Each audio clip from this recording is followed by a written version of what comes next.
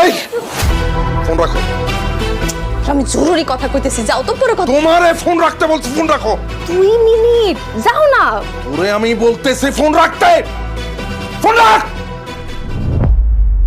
কিসে এমন করতেছো কেন তুমি? হ্যাঁ, পাগল হয়ে গেছো? ও আমি পাগল হয়ে গেছি। তুই ফোনে কার লগে কথা কইতেছিস?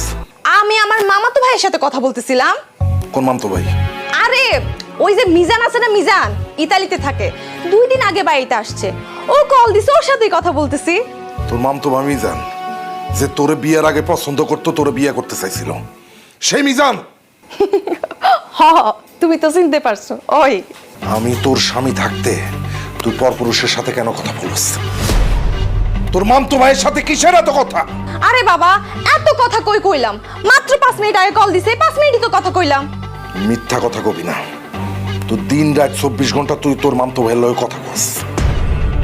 আমি বাড়ি থেকে বের হয়ে যাওয়ার পরে তুই তোর মোবাইল হাতে নেস, এরপরে অডিও ভিডিও কলে তুই তোর মামতো ভাইয়ের লগে কথা কস। আমি জানতে চাই তোর মামাতো ভাইয়ের সাথে তোর এত কিসের কথা? আরে কি বলতেছো তুমি? আমার মামাতো ভাইয়ের সাথে তো আমার আগে কখনো কথা হয় নাই। ও বিদেশ থেকে বাড়িতে আসছে, এখন কথা হইছে ওর সাথে আমার। একদম মিথ্যা কথা বলবা না। আমি সব জানি, আমি খবর পাইছি তুই সারাক্ষণ ফোনে কথা বলস। সত্যি করে কও, তোর ওই মামতো ভাই বা অন্য কোনো পুরুষের সাথে তোর কোনো সম্পর্ক আছে কিনা? ও আল্লাহ, তুমি এসব কি কথা কইতেছো? হ্যাঁ, তুমি পাগল হয়ে গেছো। তুমি আমার স্বামী থাকতে আমার অন্য পুরুষের সাথে সম্পর্ক থাকবো কেন? তাহলে আমি তোর স্বামী থাকতে তুই অন্য পরপুরুষের সাথে কেন কথা বলবি? আল্লাহ রে, আমি কারোর সাথে ফোনে কথা বলি না। আমার মামা তো ভাই কল দিছে, তার সাথে 5 মিনিট আগে কথা বলছি। আল্লাহ দোহাই লাগে, বিশ্বাস করো আমি কারোর লগে কথা কই না। না না না ভাইয়া, আমি আমার ভাইয়ের সাথে কথা না বলে আপনারা কখনো আমি ভাবি দিতে পারবো না। রাখেন তো ফোন, রাখেন, ডিস্টার্ব করে।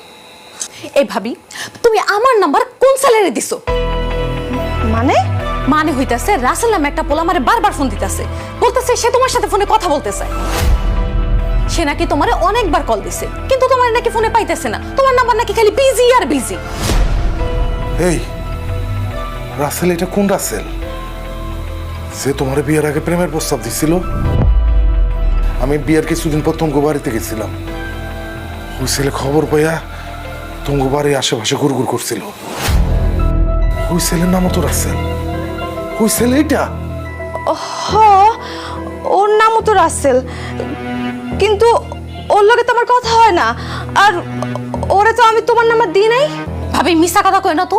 তুমি ওই ফোলারের নাম্বার না দিলে ওই ফোলা আমার ফোন নাম্বার কই পাইলো? এর আগেও 3-4টা পোলা আমার নাম্বারে ফোন দিয়া তোমারে খুঁজছে। তুমি এত ফোলাগুলোকে কেন কথা কও ভাবি? তোমার কি কানো ব্যথা করে না? ভাবি, তোমার বিয়া হয়ে গেছে, এসব বাদ দাও, এসব কিন্তু ভালো না। আমার ভাইটারে সহজ সরল পাইয়া তুমি যা করতাছো, এটা একদম ঠিক করতাছো না।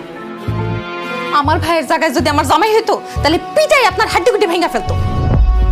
ভাইজান, বউরে ভালোবাসো ঠিক আছে, কিন্তু এত আদর যত্ন ভালো না, একটু টাইট দিয়ে রাখো। যত সব।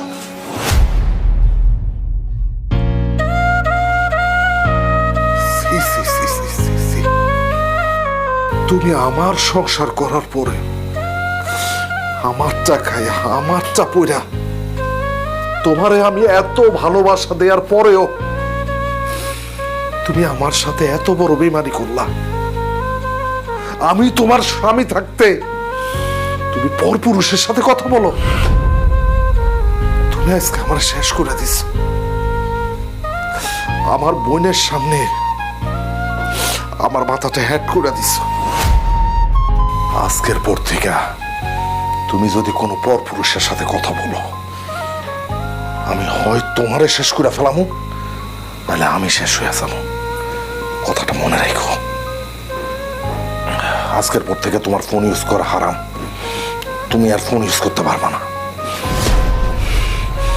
তোমার ফোন ইউজ করার কোনো অধিকার নাই।